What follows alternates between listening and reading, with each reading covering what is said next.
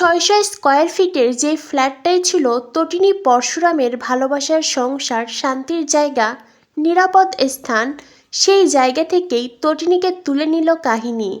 ধোপা বউ সেজে এসে ডাইরেক্ট তটিনীর মাথায় চেম্বার তাক করল। বন্ধুরা, পরশুরাম ধারাবাহিকের আজকের পর্বে দেখানো হয়েছে বলরামরা বিজিত লাহিড়ীকে ফলো করতে করতে কাহিনীর ঠিকানায় পৌঁছে যায়। পরশুরাম বলরামকে বলে, আমি আরও 3জন লোক পাঠাচ্ছি, এইবার তোরা অপারেশন শুরু করবি। ওই কাহিনীকে যে করেই হোক আমাদের চাই। আর হ্যাঁ, বিজিত লাহিড়ীকে ধরতে না পারলে এনকাউন্টার করে দিবি, শেষ করে দিবি ওকে। তবুও দেখবি একজনও যেন পালাতে না পারে। বলরাম বলে, ঠিক আছে বন্ধু, এখন তবে রাখছি, যদি বেঁচে ফিরি আবারও দেখা হবে। পরশুরাম বলরামকে বলে, বলরাম দেবকে শেষ করবে সেই ক্ষমতা কার আছে? হ্যাঁ, বলরাম দেব হলো পরশুরামের বেস্ট ফ্রেন্ড, তাকে শেষ করার ক্ষমতা কারণ নেই, কিচ্ছু হবে না, মনে সাহস রাখ, এগিয়ে যা। বলরাম বলে, ঠিক আছে। এরপরেই বলরাম কল কেটে দেয় আর তারপরেই তারা অ্যাকশন শুরু করে। প্রথমেই বলরাম চেম্বার চালিয়ে দরজার লক ভেঙে দেয় আর তারপরেই এক লাথিতে দরজা খুলে ফেলে। দেখানো হয় আধ খাওয়া খাবার, ড্রিঙ্কস সবটাই পড়ে আছে। বলরাম বুঝে যায় কাহিনী তার টিম নিয়ে পালিয়েছে। বিজিত, কাহিনীর টিমের সবাই তাদের হাতের নাগালের বাইরে। অন্যদিকে পরশুরাম অপেক্ষা করছিল ভালো খবরের জন্য। তখনই পরশুরামের ফোন বেজে ওঠে। কাহিনী পরশুরামকে কল করেছে। কাহিনী পরশুরামকে বলে, আন্ডারওয়ার্ল্ডের ত্রাস, পরশুরাম বোকা বনে গেছে। কাহিনীকে ধরা অতটা সহজ নয়। কাহিনী তো পালিয়েছে, তার সাথে বিজিতও পালিয়েছে। বিজিত লাহিড়ী, দেশে বিদেশে যার নামে এতগুলো কেস চলছে, পুলিশ যাকে খুঁজেও খুঁজে পাচ্ছে না, আর সেই বিজিত লাহিড়ী এখন আপনাদেরও হাতের নাগালের বাইরে।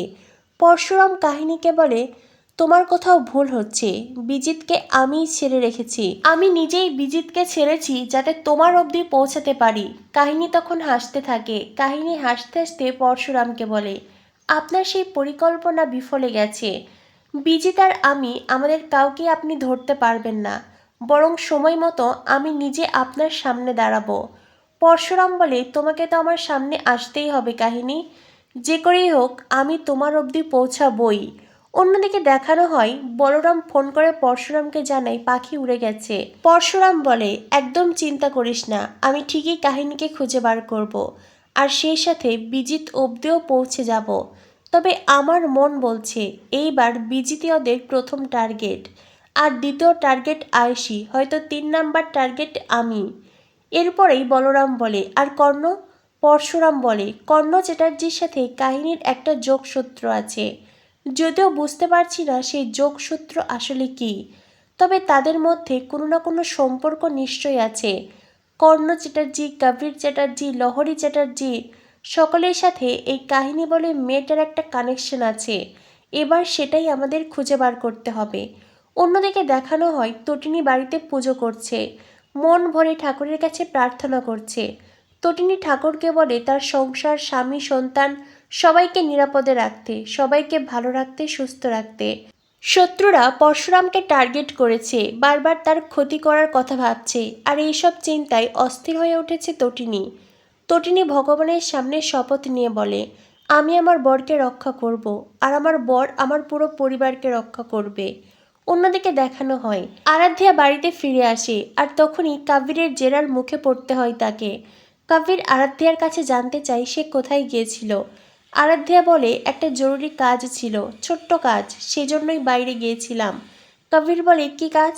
আরাধ্যা বেশ থতমত খেয়ে বলে, না মানে আমি পার্লারে গিয়েছিলাম। এটা শুনে কবির বলে, আরাধ্যা, সবাই মিথ্যে কথা বলতে পারে না, মিথ্যে বলাটাও একটা আর্ট, যেটা তুমি পারো না। তখনই কর্ণ চ্যাটার্জি আরাধ্যার সামনে ফোন ধরে, যেখানে আরাধ্যা দেখতে পায় সে যে কোর্টে তটিনীর সাথে দেখা করেছিল, কর্ণ চ্যাটার্জি তার লোক লাগিয়ে সেই দৃশ্যের ছবি তুলেছে। আর এটা দেখে আরাধ্যা খুব অবাক হয়ে যায়, সেই সাথে খুব হতাশও হয়ে যায়। অন্যদিকে কর্ণ চ্যাটার্জি বলে, বলো তুমি কেন তটিনী গাঙ্গুলির সাথে দেখা করতে গিয়েছিলে, কী হলো উত্তর দাও। আরাধ্যা প্রথমে ভয় পেল, পরে বারবার কর্ণ চ্যাটার্জির একই কথা শুনে সে খুব সাহসের সাথে বলে, আপনি কি আমার কাছে কৈফিয়ত চাইছেন নাকি? যেটা শুনে কর্ণ চ্যাটার্জি অবাক হয়ে যায়, কাবিরও অবাক হয়ে যায়। কাবির বলে, তুমি আমার ড্যাডির সাথে কোন ভাষায় কথা বলছো? আরাধ্যা বলে, যা বলছি ঠিক বলছি। শ্বশুর আর বৌমার সম্পর্ক পিতা কন্যার মতো, কিন্তু আজ আপনি যেটা করেছেন খুব অন্যায় করেছেন, চরম ভুল করেছেন। আপনি আমার শ্বশুর মশাই হয়ে আমার পিছনে ভেউ লাগিয়েছেন। আপনি আমার শ্বশুর মশাই হয়ে আমার পিছনে লোক লাগিয়েছেন। আমাকে ওরা ফলো করেছে। ছি, এটা ভাবতেও আমার ঘৃণা হচ্ছে। আপনি আমার ছবি তুলিয়েছেন। আপনি যখন জানতেন আমি ওখানে আছি, আপনি তো ডাইরেক্ট আমার কাছেই জানতে পারতেন যে আমি ওখানে কেন গিয়েছিলাম। আপনি তা না করে আমার পেছনে লোক লাগালেন। আর কত নিচে নামবেন আপনি?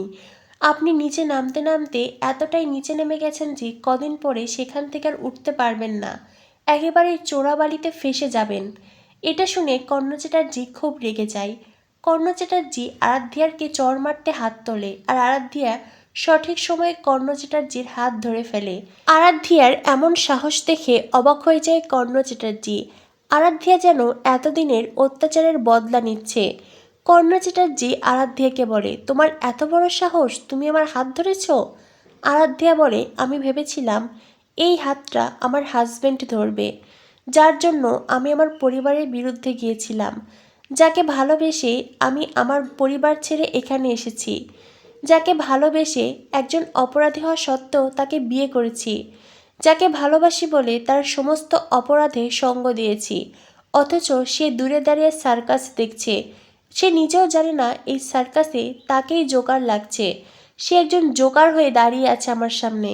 কবির বলে, আরাধ্যা উল্টো কবিরকে ধমক দিয়ে বলে, একদম চুপ করবে তুমি, একটাও কথা বলবে না। তোমার এত বিপদে, তোমার এত অপমানে আমি তোমার পাশে থেকেছি, আর আজ যখন তোমার বাবা আমার গায়ে হাত তুলছে তুমি চুপচাপ দাঁড়িয়েছিলে? তুমি তোমার স্ত্রীর অপমান অসম্মান দেখছো? ছি, এই তোমাকে আমি ভালোবেসেছি, এটাই আমার জীবনের সবচাইতে বড় ভুল হয়েছে কবির। কর্ণ চ্যাটার্জি আরাধ্যাকে বলে, এত বড় সাহস তোমার? তুমি ভুলে যেও না তোমার শাশুড়ি মাকেও একদিন এই বাড়ি থেকে বার করে দিয়েছিলাম। আজ যদি লহরীর মতো তোমাকেও বাড়ি থেকে বের করে দেয়, কি করবে তুমি? আরাধ্যা বলে, আপনি সেটা করতে পারেন কি না চেষ্টা করে দেখুন। আমি আমার সব পিছুটান ছেড়ে এখানে এসেছি, ফিরে যাওয়ার জন্য নয়, এখানেই থাকবো আমি। আর হ্যাঁ, আরেকটা কথা, আমার আসল সমস্যা কি জানেন তো? আমি পাগল, বড্ড পাগল। তা না হলে আপনার ছেলে একজন ক্রিমিনাল যেন, তাকে বাঁচানোর জন্য, তার যাতে জেল না হয় সেজন্য কি আর তাকে বিয়ে করি? আর আপনার মতন একজন ক্রিমিনালের বৌমা হয়ে এই বাড়িতে আসি? এই কথাগুলো শুনে কর্ণ চ্যাটার্জির গায়ে যেন ফোসকা পড়ে। কর্ণ চ্যাটার্জি আবারও আরাধ্যার দিকে তেড়ে যায়, তার গায়ে হাত তুলতে হাত তোলে। তখনই কবির এসে মাঝখানে দাঁড়ায়। কবির বলে, না ড্যাডি, এমনটা তুমি করবে না, কিছুতেই আমি তোমাকে এমনটা করতে দেব না। কবিরের কথা শুনে অবাক হয়ে যায় কর্ণ।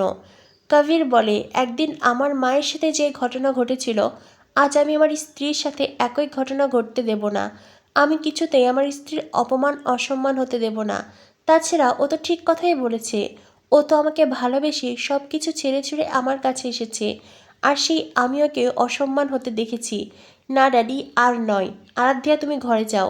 আরাধ্যা ওখান থেকে ঘরে যায়। কর্ণ চ্যাটার্জি বলে, কবির, আজ তুমি আমায় এভাবে বললে? কবির বলে, হ্যাঁ ড্যাডি, বললাম, কারণ আমি ছোটবেলা থেকে শুধু তোমাকেই দেখেছি। আমি আমার মাকে পাইনি। মাকে যে আমি খুঁজিনি বিষয়টি তা নয়, ছোটবেলা থেকে মাকে খুঁজেও আমি মাকে পাইনি। আর একজন মাকে ছাড়া বড় হওয়া সেই সন্তানের জন্য যে কতটা কষ্টকর সেটা তুমি বুঝবে না ড্যাডি। সেই যন্ত্রণা আমি ভোগ করেছি। তাই আমি আমার ভবিষ্যৎ প্রজন্মের জন্য সেই একই ঘটনার রিপিট হতে দিতে পারবো না। আমি চাই না আমার সন্তানেরা তাদের মায়ের ভালোবাসা আদর থেকে বঞ্চিত হোক। তাই আরাধ্যাকে আমি কিছুতেই অপমানিত হতে দেব না। আরাধ্যাকে আমি ভালোবাসি, আর আরাধ্যা এই বাড়িতে থাকবে, সম্মান নিয়েই থাকবে। কবির কথাগুলো বলে ওখান থেকে চলে যায়, আর কর্ণ চ্যাটার্জি হতাশ হয়ে পড়ে। কর্ণ চ্যাটার্জি বলে, কবির, তুই তো আমার জীবনের সব কিছু ছিলি, আর আজ তুই আমায় শূন্য করে এইভাবে চলে গেলি? কর্ণ চ্যাটার্জি হতাশ হয়ে পড়ে, সে কাঁদতে থাকে, অঝরে কাঁদতে থাকে কর্ণ চ্যাটার্জি। তখনই কর্ণের ফোন বেজে ওঠে। কাহিনী কর্ণ চ্যাটার্জিকে ফোন করেছে। কাহিনীর ফোন পেয়ে কর্ণ চ্যাটার্জি অবাক হয়ে যায়। কাহিনী বলে, বিজিত লাহিড়ীকে বাঁচিয়ে এনেছি, তাও আবার স্পেশাল ব্রাঞ্চের চোখ ফাঁকি দিয়ে। তবে আপনাকে বাঁচাবো কিনা সেটাও ভেবে দেখতে হবে। কর্ণ বলে, মানে? কাহিনী বলে, আপনার সাথে আমার অনেক হিসেব নিকেশ আছে, কোনো একদিন সামনাসামনি বসে সেই হিসেব নিকেশ করব। কর্ণ বলে, আমি তোমার কথার কোনো মানেই বুঝতে পারছি না। কাহিনী বলে, অঙ্ক করব, অঙ্ক। জানেন তো, আমার জীবনে অনেক বিয়োগ আছে, তবে কোনো ভাগ নেই। এইবার আমার ভাগ চাই। যে কথাগুলো কর্ণ চ্যাটার্জির কাছে বেশ রহস্যময়ী শোনায়। অন্যদিকে কাহিনী হেয়ালি করে ফোন কেটে দেয়। আগামী পর্বে দেখানো হবে কাহিনী পরশুরাম তটিনীর ৬০০ স্কোয়ার ফিটের সেই ফ্ল্যাটে আসে। ধোপা বইয়ের ছদ্মবেশে কাহিনীর তটিনীর কাছে বাসি নোংরা জামা কাপড় চায়। তটিনী পিছন ফিরে তাকাতেই কাহিনী তটিনীর দিকে চেম্বার তাক করে, আর তটিনী ভয়ে আঁতকে ওঠে। কাহিনীর টিমের লোকেরা লাট্টু পিকুকেও ধরে ফেলে, আর এই সব কিছুতেই তটিনী খুব ঘাবড়ে যায়। তো বন্ধুরা, বুঝতেই পারছো, একের পর এক চাল দিয়ে কাহিনী বাজিমাত করছে। অন্যদিকে পরশুরাম দিশেহারা। এদিকে আবার তটিনীকেও তুলে নিল কাহিনী। পরশুরাম কি সঠিক সময়ে তটিনীকে বাঁচাতে পারবে? কাহিনী বলে, এই মেয়েটা আসলে কি করতে চাইছে, ওর উদ্দেশ্যই বা কী? কর্ণ চ্যাটার্জির সাথে কাহিনীর কি সম্পর্ক? সবটা জানতে হলে দেখতে হবে পরশুরাম ধারাবাহিক। আর পরশুরাম ধারাবাহিকের সকল আপডেট পেতে আমাদের সাথেই থেকো। ধন্যবাদ সবাইকে।